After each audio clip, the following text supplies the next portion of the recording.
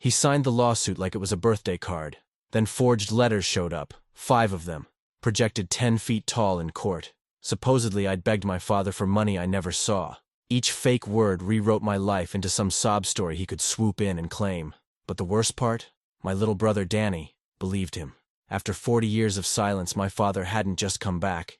He came to erase us, steal our business, hijack our history. He thought we'd fold. What he didn't know? I never throw out a receipt. And I never forgot what he ran from. I started this war with nothing. He's ending it with less. My name is Brian Collins, and I'm 45 years old.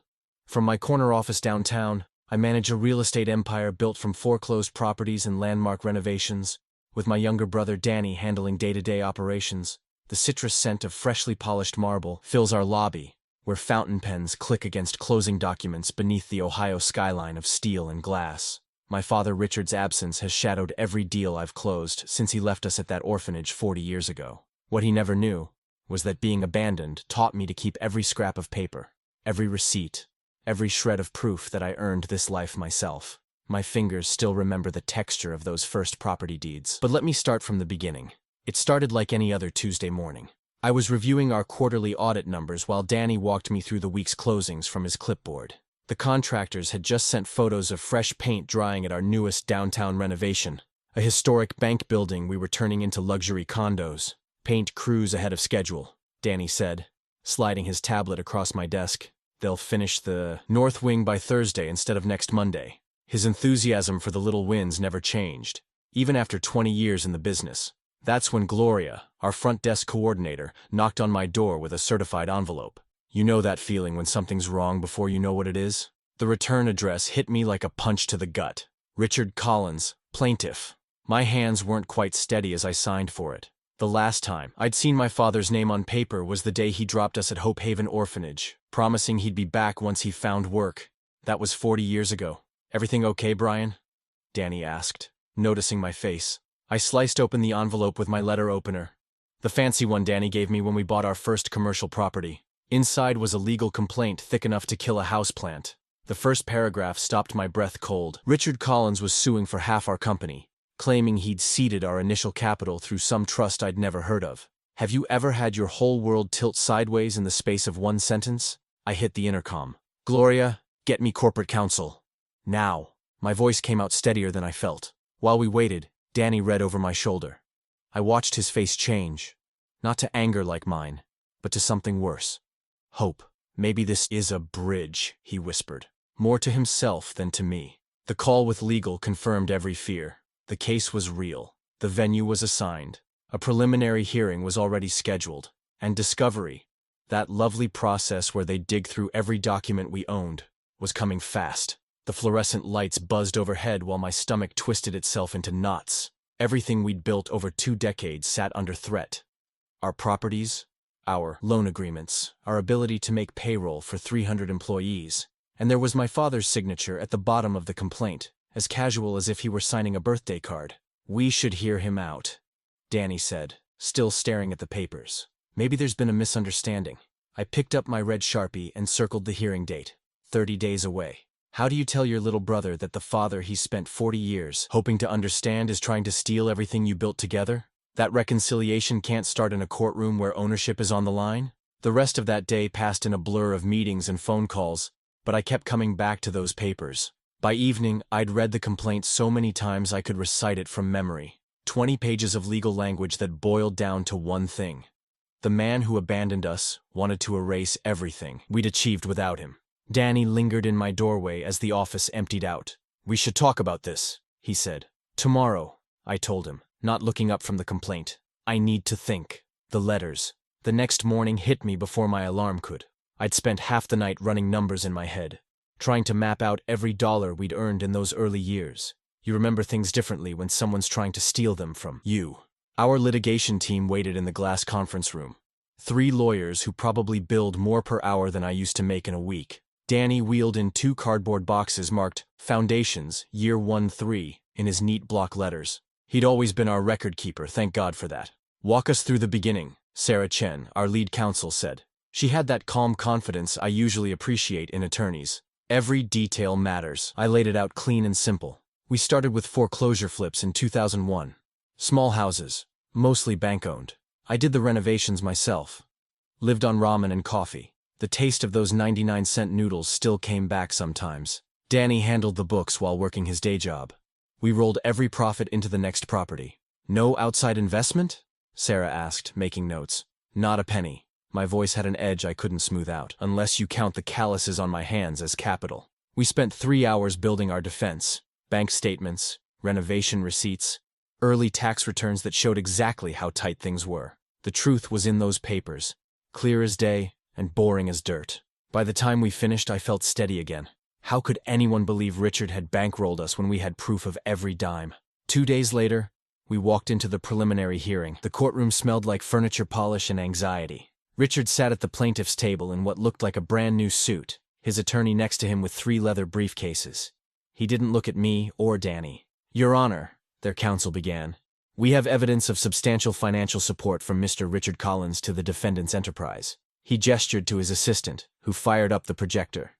And there they were, letters. 5 of them, dated between 2001 and 2003, projected 10 feet high on the courtroom wall. My supposed desperate pleas to Richard for money. The typing looked crisp, professional. Each one signed with a scanned version of my signature. My throat went dry. I never wrote those, I whispered to Sarah. She was already scribbling notes, circling details. The font choices, the letter spacing, the way my signature sat just a little too straight on each page. But what hit harder was the tone. Some stranger's idea of how a son begs his father for help. Grateful for your generous offer. The business would fail without your intervention. Your paternal guidance means everything. I watched the judge's pen pause mid-note.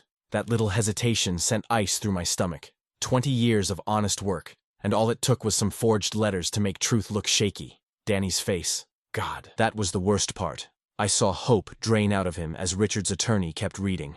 Each fake letter killed another piece of his dream that our father had changed. His knuckles went white where he gripped the gallery rail. Your Honor, Sarah stood, her voice controlled. We contest the authenticity of these documents and request time for forensic examination. The judge looked over his reading glasses. Granted, but I'll remind both parties. This court has little patience for theatrics. You have 30 days to substantiate or disprove these letters' legitimacy. Walking down the courthouse steps afterward, everything looked different. The morning sun felt colder. Richard's game wasn't just about money anymore. He was trying to rewrite history itself. Our history. The one Danny and I had lived through and survived. Sarah caught up to me at the bottom of the steps. Brian, we need to talk strategy. If they fabricated these letters, what else might they produce before discovery ends? I stared at the traffic passing by, not really seeing it. The truth wasn't enough anymore. Now we needed proof, and Richard had a head start on manufacturing his version of reality. That evening, I sat in my home office watching Richard work his magic on Ohio Today, the local morning show that usually covered farmers markets and school fundraisers. He'd traded his courthouse suit for a soft cardigan that made him look like someone's favorite grandpa. I've made mistakes, he told the sympathetic host, his voice catching just right. I'm a flawed man trying to make amends. The camera caught him dabbing at his eyes with a handkerchief. Ever seen someone cry on cue? It's something to witness. My phone buzzed. Another email from Morton Development. They'd been solid partners on 3 projects, but now they needed to review our exposure given recent developments. Translation. They were getting spooked. I scrolled through my inbox, watching years of relationships start to fray. Westbrook Financial had frozen our main credit line pending what they called legal clarity. That was going to hurt. We had contractor payments coming due on the Riverside renovation. Remember that smell of sawdust and fresh paint I mentioned? The pride of watching empty buildings come back to life? Now all I could smell was trouble. I pulled up our cash projections while my phone lit up with texts from site managers asking about Friday's payroll. My people had families, mortgages. They didn't deserve to get caught in Richard's game. Look at him, Brian. Danny stood in my doorway, his tablet replaying Richard's interview. He seems different. Maybe he really has changed. I didn't answer right away. On screen, Richard was talking about redemption and second chances, his voice thick with manufactured emotion. The newscrawler underneath read, "Estranged father seeks reconciliation with business mogul son." They'd turned our lives into a soap opera, and Richard was playing his part perfectly. We need to move some money around, I said instead of arguing. Call accounting first thing tomorrow. Payroll gets priority. We'll delay the Madison Avenue facade work. Danny nodded, but his eyes stayed on the tablet. The reporter said he's been trying to reach us for years. That's news to me. I opened my laptop again, scanning the damage. Riverfront Towers buyer, the deal that was supposed to carry us through next quarter, had sent a carefully worded email about reassessing market conditions. My stomach clenched. One lawsuit, and suddenly, 2 decades of solid business meant nothing. I drafted a press statement, stuck to the facts, audited books, documented growth, proven track record, sent it to every outlet that had covered Richard's performance. But you know how it goes. Self-made man works hard, doesn't sell like prodigal father seeks forgiveness. By midnight, 3 more outlets had run Richard's story. Not one had used our statement. Danny left around 10, still clutching that tablet like it held answers instead of lies. The silence in my office felt heavy enough to touch. I looked at the framed photos on my wall. Project completions, ribbon cuttings, charity galas. Solid achievements that had felt permanent this morning. Now they seemed to float, disconnected from reality. While Richard's voice played on every local channel, I closed my laptop. The only sound was the hum of the climate control and my watch ticking away seconds we couldn't afford to lose. Those success stories on my wall, each one represented jobs, families, communities we'd helped rebuild. Richard was threatening all of it with his crafted tears and convenient redemption. The early evening traffic hummed outside my window. Somewhere out there, Richard was probably rehearsing his next performance, while I sat surrounded by proof that suddenly didn't seem to matter. My phone buzzed again. Another partner, touching base about their concerns. Tomorrow would be worse. I could feel it in my bones, the same way I used to feel rain coming when I was swinging hammers instead of signing contracts. The next morning hit like a sledgehammer to concrete. Sharp, jarring, and leaving cracks you couldn't ignore. I stood in courtroom 312, breathing in that mix of wood polish and anxiety, while Judge Martinez shuffled through our motion papers. Your Honor, my counsel began. Given the ongoing market impact, we're requesting an expedited schedule. My client's business relationships are suffering material harm with each week of uncertainty. Richard's attorney, smooth as imported marble in his tailored suit, objected. This is a complex matter requiring thorough discovery, Your Honor. The trust documentation alone, the trust that no one's seen proof of, I muttered, earning a subtle headshake from my lawyer. Judge Martinez tapped her glasses against the bench calendar. I understand both positions. Given the commercial implications, she paused, studying each side. We'll set an aggressive schedule. 90 days to final ruling. The gavel crack echoed like a starting pistol. 90 days. The number followed me out of the courthouse, down the marble steps, into my car. Tick, tick, tick. Back at the office, I pulled out a legal pad and started mapping backwards from day 90. You know that feeling when you're renovating, and you realize one missed inspection could derail the whole timeline? This was worse. Each week needed clear milestones, financial records from our first 3 years, bank statements showing where every dollar came from, proof that no mystery trust ever existed. My phone buzzed. Pete from Midwest Contractors. Brian, hate to ask, but with all this news, when can we expect the next payment? I rubbed my temples. Pete, you've been with us 10 years. Have I ever missed payroll? No, but give me till Thursday. We're consolidating to core sites only for now. I heard his hesitation. Your crews are family, Pete. Trust me on this. Danny walked in as I hung up, holding a printout like it was made of gold. Brian, what if we tried mediation? Just talk to him, father to son, before this gets worse. Talk to him? I gestured at the lawsuit papers crowding my desk. While his lawyers are combing through our files, every word we say becomes ammunition, Danny. But if we could separate the father from the plaintiff, there is no separation. My voice came out harder than intended. He chose how to make contact. Through lawyers, not a phone call. With demands, not apologies. My phone pinged again. A text from Sarah Chen at the Business Journal. Heartwarming story of family reunification. Care to comment on your father's outreach efforts? I showed Danny the message. This is his outreach. Headlines and pressure points. The afternoon blurred into evening. I mapped our loan covenants against the 90-day timeline, marking default triggers in red. One missed deadline, one adverse ruling, and we'd start losing properties like dominoes. Around 8, I pinned the countdown calendar above my desk. Danny lingered in the doorway, jacket in hand. We need records, I told him. Everything from the beginning. Bank statements, contracts, permits. Especially from before we could afford proper filing systems. I'll start tomorrow. He hesitated. Brian, what if there really was a trust? What if there wasn't? I met his eyes. You remember what we started with. Every dollar came from foreclosure flips in 60-hour weeks. The office had gone quiet except for the wall clock's metallic sweep. Tick, tick, tick. 90 days sounded like forever until you broke it down into disappearing hours. Danny nodded slowly. I'll check the storage unit first. We kept everything from the early days in those banker's boxes. I watched him leave, then turned back to the calendar. 13 weeks. Each one needed to move us closer to proof, not just defense. Richard had shown his strategy. Forge documents, play victim, let public sentiment do the heavy lifting. We needed something stronger than the truth. We needed evidence that would make the truth undeniable. The second hand kept sweeping, marking off moments we couldn't get back. In the gathering dark, that mechanical scrape sounded like a chisel against stone, counting down to either vindication or collapse. The next morning, rain pelted the windows of my corner office while Janet, our controller, spread spreadsheets across my desk like tarot cards telling a grim fortune. Ever notice how numbers hit different when they're bleeding red? If we maintain current burn rate, she traced a downward line with her pen. We've got maybe 6 weeks before we breach the Deutsche Bank covenant. I leaned back, listening to the storm's drum against glass. And if we accelerate the Riverside closing? 8 weeks, tops. She shuffled another report forward. But Brian, their buyer's already sniffing around for concessions. They know we're vulnerable. Get me Greg from sales. I punched the intercom. Thunder rolled outside, nature's perfect timing. Greg appeared 5 minutes later, tablet in hand. I just got off with Riverside's counsel. They're floating a 15% reduction to close next week. My jaw clenched. 15%. Nearly $2 million, vanishing like morning fog. But better than watching the whole deal evaporate while Richard's lawsuit dangled over us like a sword. Counter at 12, I said. But make it clear.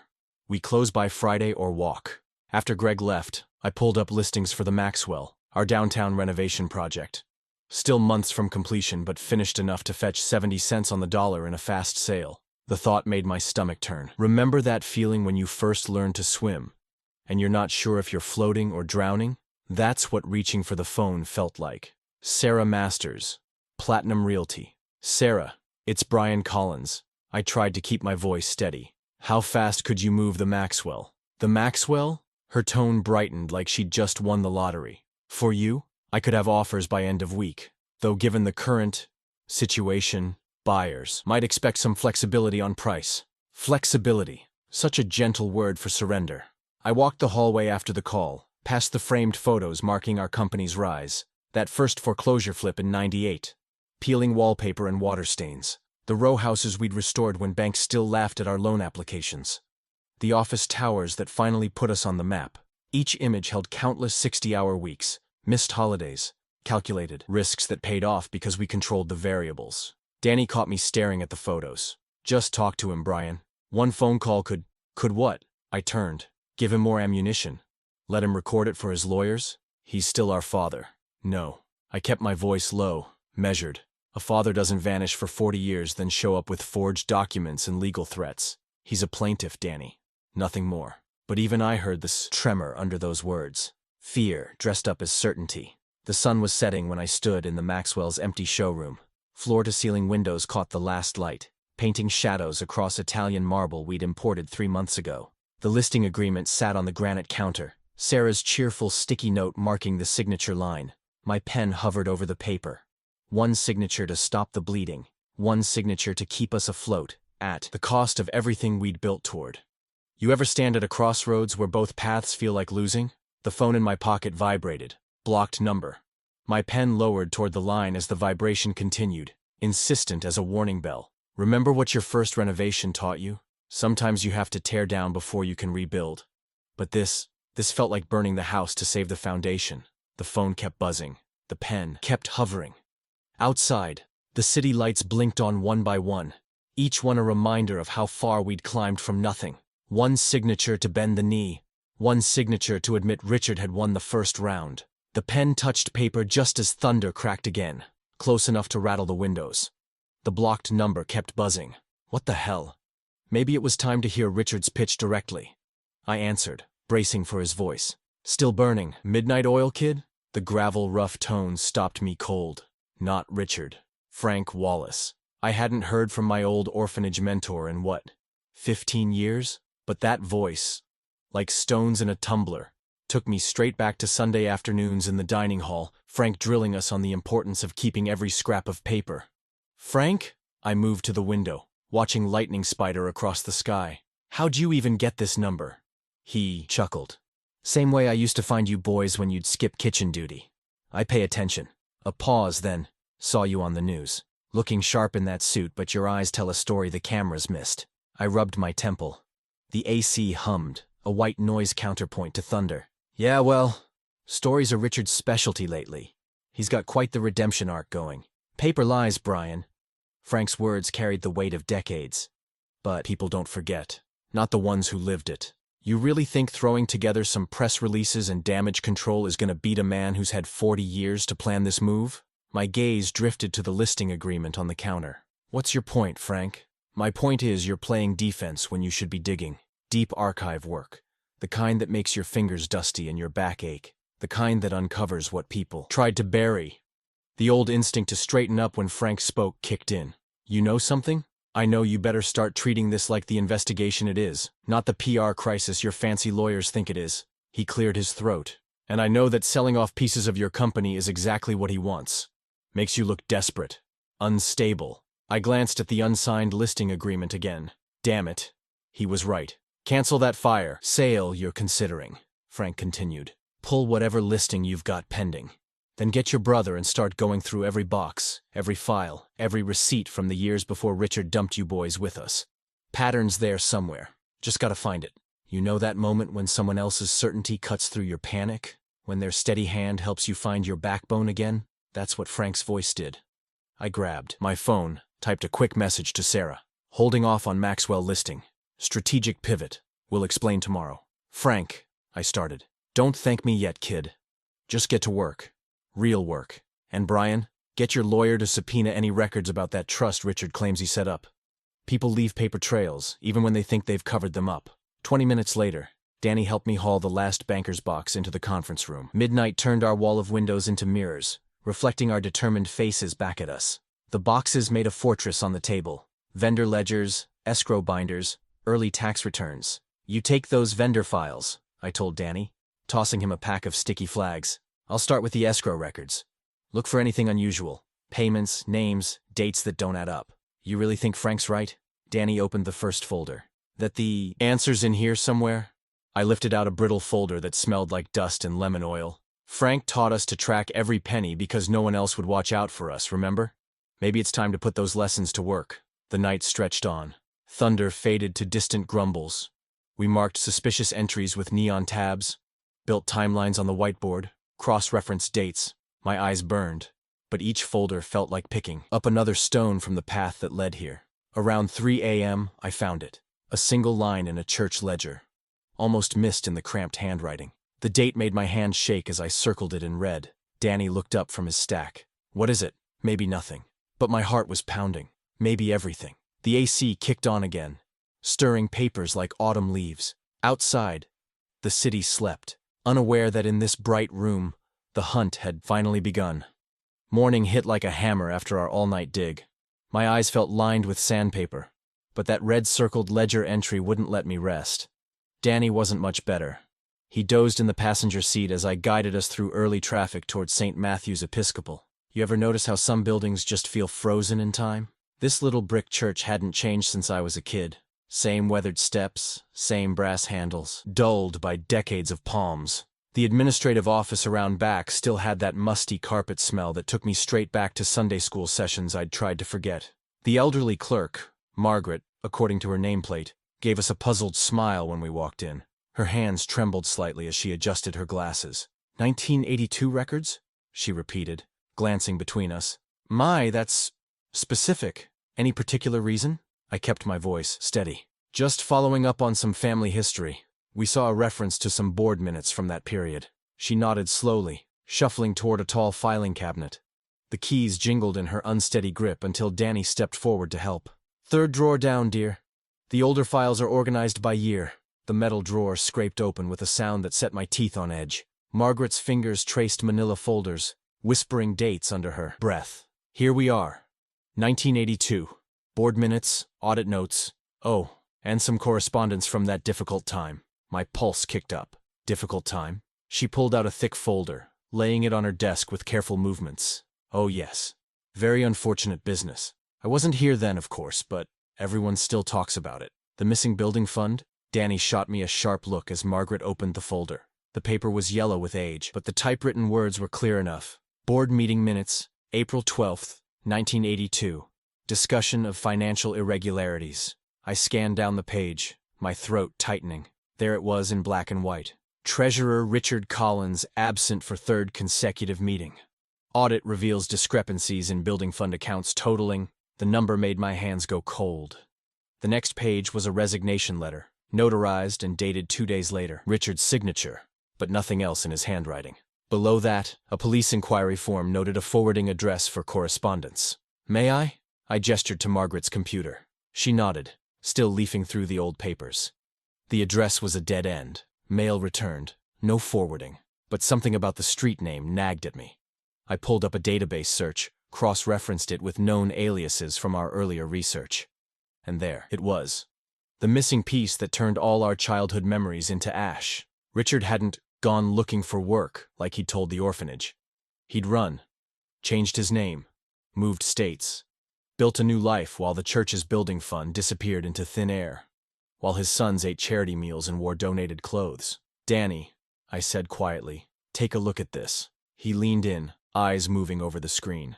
I watched his face change, hardening first, then crumbling as the truth sank in. Our father, the church treasurer, hiding behind respectability until he could make his getaway. Jesus, Danny whispered. He stood up abruptly, pacing to the window. All those years we thought, I knew he was selfish, but this. Margaret touched my arm gently. I remember when they finally tracked down where the money went. Such a shame. It was meant for the new children's wing. Danny turned back, his voice rough. Brian, if we use this, if it comes out in court, he didn't have to finish. Exposing Richard's crime would destroy more than just his lawsuit. It would splash our family name across headlines, turn estranged father seeks reconciliation into fugitive embezzler returns to claim son's fortune. Not like this, Danny said softly, shaking his head. There has to be another way. I stared at the resignation letter, Richard's signature bold and black against the yellowed paper. All those years of wondering, of building something clean and honest from nothing. And here was the rot at the foundation of it all. Margaret's hands shook as she began gathering the papers. Shall I make copies for you boys? The rain drummed against the windows of our makeshift war room, matching the heavy rhythm in my chest. Frank sat across from me, his weathered hands wrapped around a coffee mug that had long gone cold. The stack of church documents between us cast shadows in the dim light. You know that moment when you realize every path forward is going to hurt someone? That's where I was sitting. Danny still believes there's good in him, I said, shuffling through the damning papers for the 100th time. Even after everything, he's holding on to that last thread. Frank's laugh was dry as autumn leaves. And you think protecting that illusion is doing him any favors? I rubbed my eyes, feeling the late hour in my bones. The calendar on the wall seemed to mock me. 37 days left until the judge's ruling. 37 days to either expose Richard's crimes or watch everything I'd built crumble under his lies. Remember what I taught you boys about keeping receipts? Frank leaned forward, his chair creaking. Wasn't just about tracking money. Was about tracking truth. Truth's going to gut him, Frank. Silence is consent, Brian. He tapped the church minutes with one finger. You stay quiet now. You're co-signing every lie Richard ever told. That what you want? The rain picked up, hammering against the glass like it was trying to get my attention. I glanced at the empty chair where Danny usually sat during our late nights, at the untouched glass of water I'd poured out of habit. Better to have him handling vendor calls and site inspections than watching me dismantle the last of his childhood hopes. My phone felt heavy as I picked it up, scrolling to our counsel's number. Frank nodded slowly as I hit dial. Jim? Yeah, I know it's late. Listen. We need to move fast on some new evidence. I outlined what we'd found, what we needed. Certified copies of the minutes, notarized statements from Margaret and the original auditor, a complete chain of documentation that would stand up to Richard's inevitable challenges. File a motion first thing tomorrow, I said, pacing between the boxes. We'll have everything authenticated and ready for the judge by noon. While Jim talked procedure, I started building our exhibit list. Each piece of evidence was a link in a chain that would bind Richard to his past. Bank records, police reports, the alias trail. No dramatic speeches, no tearful confessions.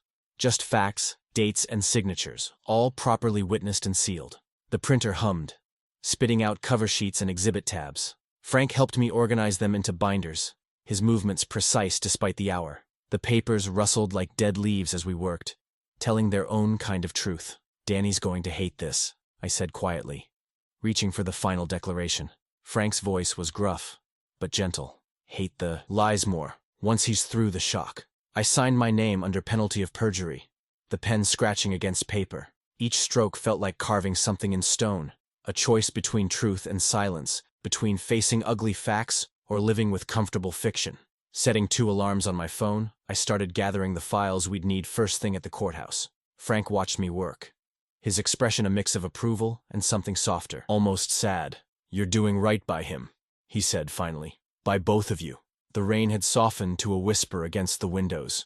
In a few hours, we'd file motions that would change everything. But right then, in that quiet room full of paper and purpose, I felt the weight of childhood questions finally lifting. I checked my phone one last time. 11:42 p.m. Tomorrow would come fast, bringing its own storm of consequences. But at least now I knew which way I was steering the ship. Morning hit like a shot of black coffee. I'd barely slept, but adrenaline had me sharp as I walked into the courthouse, our motion and exhibits tucked under my arm like live ammunition. You ever notice how some moments feel like they're happening in slow motion? That's how it felt walking past the news crews, their cameras tracking us like cold stars in the hallway. Even the security checks seemed to stretch out. The metal detectors beep when my watch set it off, the gentle thud of our exhibit binders going through the X-ray. Jim, our counsel, kept his game face on as we pushed through the heavy wooden doors into courtroom 3. The gallery was packed shoulder to shoulder, all those faces turned our way like flowers following the sun. Richard's team had claimed their usual spot at the left table, looking relaxed as cats in cream. His lead attorney caught my eye and smirked, the kind of look that said he thought he already knew how this story ended. "All rise," the bailiff called out, and Judge Harrison swept in, her black robe settling around her like wings as she took her seat. "Your Honor," Jim started, rising smoothly. "The defense moves to admit newly discovered evidence pertaining to the plaintiff's credibility and the timeline in question." Richard's attorney barely glanced up from his phone. "Your Honor, this feels like a desperate, if I may," Jim cut in, nodding to the clerk. The first image hit the screen, church minutes, pristine under their certified copy seal. The smirk on opposing counsel's face flickered like a candle in wind. My hands were steady as I passed our chain of custody documents to the clerk. Each page that went up told its own piece of the story. Audit notes showing the missing funds, Richard's hasty resignation letter, police reports, and finally the database matches linking his fake identity to that bounced forwarding address. The fluorescent lights hummed overhead while Jim walked through each exhibit. "Note the notary seal here, Your Honor. And the state repository certification here." His voice was calm, methodical. "Let the facts do the heavy lifting." That had always been my way. I watched Judge Harrison lean forward, her eyes narrowing as she studied the dates and signatures. Her pen moved across her notepad in quick, sharp strokes. The gallery had gone quiet enough to hear papers rustling, feet shifting on carpet. Richard sat like a statue, but I could see his jaw working, grinding thoughts he couldn't voice. His attorney shuffled through their papers, probably searching for some way to spin church theft into redemption. "Objection, Your Honor." He finally stood, straightening his tie. "This is clearly irrelevant to the trust claim at issue." Overruled. Judge Harrison didn't even look up from the exhibits. "The plaintiff's activities and whereabouts during the alleged trust period are directly relevant." I felt Danny's presence before I saw him, slipping into the back row of the gallery. He sat perfectly still, face unreadable in the institutional lighting. Part of me wanted to turn around, to try reading whatever was going through his mind, but I kept my eyes forward, letting the evidence speak its own truth. Jim finished his presentation with the final notarized statement from Margaret, the church clerk. Her trembling signature carried more weight than any argument we could have made. The silence in the courtroom felt physical, like you could reach out and touch it. Judge Harrison set down her pen and removed her reading glasses. "We'll take 15 minutes, she announced, rising. "Court is in recess." 15 minutes. Might as well have been 15 years. The bailiff called, "All rise" again as she disappeared into chambers, leaving us all standing there with the weight of what we'd just revealed. I stayed at our table, back straight, eyes forward. Sometimes the hardest part isn't speaking truth, It's waiting to see what happens when it lands. The recess dragged like cold molasses. You know that feeling when your whole future hangs on what happens in the next hour? Yeah. Multiply that by about 1,000. I stepped into the marble hallway, and phones lit up like Christmas trees. Camera flashes popped while reporters waved recorders in my face. A guy from Channel 5 pushed forward, microphone extended. "Mr. Collins, can you comment on these allegations of decades-old church theft?" My throat tightened, but I kept my voice steady. "The certified records speak for themselves. We're confident in their authenticity and relevance to the current proceedings. Short, clean, by the book. Just like Frank had taught me back in the day." Jim touched my elbow, nodding toward two men in pressed suits taking notes in the gallery. "Federal observers," he whispered. "White-collar division, if I had to guess." Made sense. Statute of limitations might have expired on the church theft, but false identities and crossed state lines? That was fresh territory. I pulled out my phone and typed a quick message to Frank. It landed. His response came back in seconds. "Proud of you, kid. Funny how 2 words from the right person can steady your hands." My inbox was already filling up. Midwest Capital, the lender who'd frozen our credit line last month, wanted updated risk assessment memos, at earliest convenience. And there was Marcus Chen, the developer who'd backed out of our downtown project, asking for a call once the dust settles. Amazing how fast the wind changes direction in this business. Through the crowd, I caught glimpses of Richard trying to navigate the media gauntlet. He looked smaller somehow, shoulders hunched as reporters peppered him with questions about the alias, about the church funds. His answers came out garbled, defensive. No comment starts sounding pretty thin when there are notarized documents showing you ran from a police inquiry. The bailiff's voice cut through the chaos. All parties returned to the courtroom. Back at the counsel table, I straightened our exhibit binders while Judge Harrison settled into her chair. She looked tired, the kind of tired that comes from seeing too many family wounds aired in public. Having reviewed the evidence presented, she began. "The court finds no need for additional testimony. We'll proceed to closing arguments on the scheduled date." She glanced at her calendar. "The court intends to rule within days. All parties are to remain available on short notice. 20 days left in our 90-day window." The clock still ticked, but for the first time since this nightmare started, it wasn't ticking quite so loud. I could feel the shift in the room, like watching a huge ship slowly change course. Jim leaned over. "Want to loosen that tie?" I shook my head, keeping my suit jacket buttoned. "When you've spent your life building something from nothing, you learn to stay proper until the very last paper is signed." I'd seen too many verdicts break too many hearts to celebrate early. The clerk stood, shuffling papers. "Parties will be notified by phone when the ruling is ready. Please ensure all contact information is current." I gathered our exhibits, each page a brick in the wall of truth we'd built. Richard's attorney was doing the same across the aisle, but his movements had lost that casual confidence from this morning. Funny how fast 12 hours can change things. Danny caught my eye from the gallery. He gave me a small nod. Not forgiveness exactly, but maybe understanding. Sometimes being right doesn't feel as good as you'd think, especially when it costs family something. But I remembered what Frank said about silence being consent. Some truths need telling, even when they hurt. The gallery started to empty as the bailiff called "All rise" one last time. Through the windows, I could see more news vans pulling up outside. The story would be everywhere by dinner time. But right now, all I could do was stack our evidence boxes and wait for the phone to ring. 2 mornings after the evidence bombshell, I found myself sitting across from Agents Turner and Martinez in our least flashy conference room. No marble, no view. Just practical furniture and fluorescent lighting that made everyone look like they needed more sleep. "We appreciate your cooperation, Mr. Collins," Turner said, accepting another stack of certified copies. Her tone was professional but warm, like a doctor delivering routine test results. "The documentation you've provided is, thorough." Martinez nodded, making notes in a thin black book. "Particularly interesting how the alias connects to 3 different states." He tapped his pen against a timeline they'd sketched.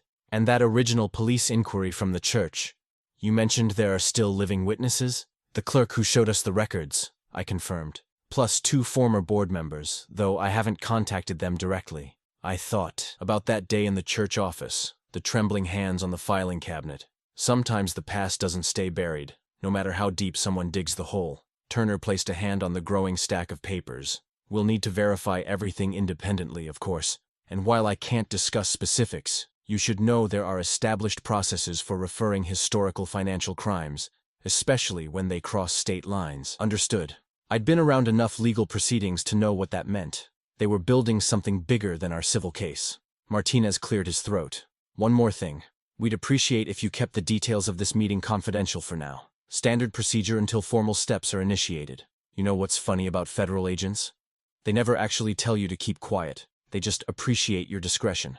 But the message comes through clear enough. I sent Jim a quick email summarizing the meeting, then headed to Jerry's diner to meet Danny. The place hadn't changed since our first property closing 6 years ago. Same cracked leather booths, same coffee and syrup smell that somehow made everything feel more manageable. Danny was already there, methodically arranging sugar packets in their metal caddy. Some habits don't change from childhood. He'd always needed his hands busy during hard conversations. Feds were professional, I said, sliding into the booth. They're being careful, but they're moving. He nodded without looking up. Did they say what happens to him? Can't discuss specifics yet. I watched him align another sugar packet. Danny, I need you to understand something. Telling the truth about who he is doesn't change who we are. Love and truth can exist in the same space, without pretty lies holding them together. His fingers stilled on the sugar caddy. I know that. Logically, I know that. He finally met my eyes. But I kept thinking maybe this time would be different. Maybe he really had changed. The weight of those maybes hung between us. I remembered Danny at 6 years old, sitting by the orphanage window every visiting day, waiting for a car that never came. Some wounds don't heal. They just get carried differently over time. Change starts with honesty, I said quietly. He chose his path. Again. Danny pushed the perfectly arranged caddy back against the wall. Not forgiveness. We were a long way from that. But maybe acceptance. Sometimes that's enough of a foundation to build on. My phone buzzed. The court clerk. Scheduling notice. I silenced it and left it face down. Some moments need to finish on their own terms. We walked back to the courthouse together, shoulders brushing occasionally like when we were kids navigating crowded hallways. The gallery was packed tighter than before. Word travels fast when federal agents start asking questions. The air felt different today. Cooler, clearer, like the first hint of fall after a heavy summer. I gripped the wooden edge of the counsel table as the clerk distributed copies of the ruling. The pages made soft shuffling sounds, like cards being dealt in slow motion. All rise, the bailiff called. Judge Harrison took her seat, opened the ruling folder with careful movements. She cleared her throat, a small, steady sound that seemed to echo in the hushed room. I thought about all the documents that had led us here. Orphanage intake forms, property deeds, church minutes, each one a piece of paper that told part of our story. Now another document would draw the line between past and future. The judge adjusted her reading glasses and began to speak. My palms were damp against the polished wood as I stood. You ever notice how time seems to stretch in those moments? Like someone's pulling taffy with the seconds. Having reviewed all evidence presented, Judge Harrison began, her voice carrying that particular tone judges use when they're about to drop the hammer. This court finds the plaintiff's claim of an existing trust to be wholly unsupported by credible evidence. The gallery rustled behind me. I could feel Danny's presence somewhere in that crowd, but I kept my eyes forward. Furthermore, she continued, the letters presented as proof of financial assistance have been conclusively demonstrated to be forgeries, constituting a deliberate attempt to defraud this court. Her glasses caught the fluorescent light as she looked directly at Richard. This behavior will not be tolerated in my courtroom. My shoulders relaxed for the first time in 90 days. You know that feeling when you've been carrying something heavy for so long you forget what it's like to stand straight? Yeah, it was like that. The court hereby dismisses all claims against the defendant with prejudice. She paused, shuffling papers. Additionally, given the serious nature of the newly discovered evidence regarding Mr. Richard Collins's historical activities, I am referring this matter to federal authorities for immediate criminal investigation. I glanced over at Richard. Ever seen someone's whole world collapse in real time? His face had gone the color of old paste, and his mouth worked like a fish on deck. His high-priced attorney was already packing his briefcase, probably calculating how fast he could distance himself from this mess. The two federal agents I'd met earlier were already moving toward the courtroom doors. They didn't need to hurry. Richard wasn't going anywhere. His reputation was burning faster than match paper. Outside, the media circus had turned into something else entirely. The same reporters who'd eaten up Richard's redemption story were now fighting to be first with the fraud angle. Funny how quick that tide turns, isn't it? One of them shoved a microphone at Richard as he tried to slink past. "Mr. Collins, how do you respond to allegations of church embezzlement?" He didn't answer. Some questions answer themselves. My phone started lighting up like a Christmas tree. Partners who'd gone quiet were suddenly very interested in touching base. The Riverside development lender wanted to revisit terms. Amazing what a little vindication can do for your social calendar. Richard's lawyer did what expensive lawyers do best. He vanished into a waiting car without a word to the press. Smart man. Some stories you can't spin. I drove out to the old orphanage, except it wasn't old anymore. We'd renovated it last year, turned it into something bright and alive. The late afternoon sun hit it just right, making the new windows gleam like gold. Kids were playing soccer on the fresh-laid field, their shouts carrying across the grass like birds.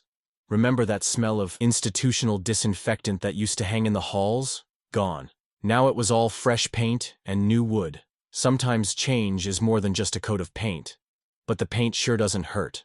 Danny was waiting by the entrance where we'd mounted the dedication plaque. The brass caught the sunlight, still clean and bright. Collins Children's Home, it read. Below that, where every child matters. He touched the edge of the plaque as I walked up. "Thinking about the old days?" "Not anymore," I said and meant it. The metal was cool under my palm, solid and real. All those years of documentation, of keeping every receipt, every deed. They'd built more than just buildings. They'd built truth.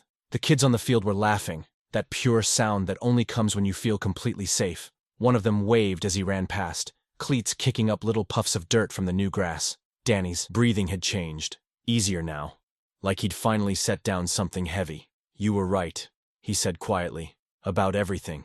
I kept my hand on the plaque, feeling the weight of the brass, of the building behind it, of everything we'd built from nothing. "You don't inherit honor," I said, watching the sun paint everything in gold. "You earn it."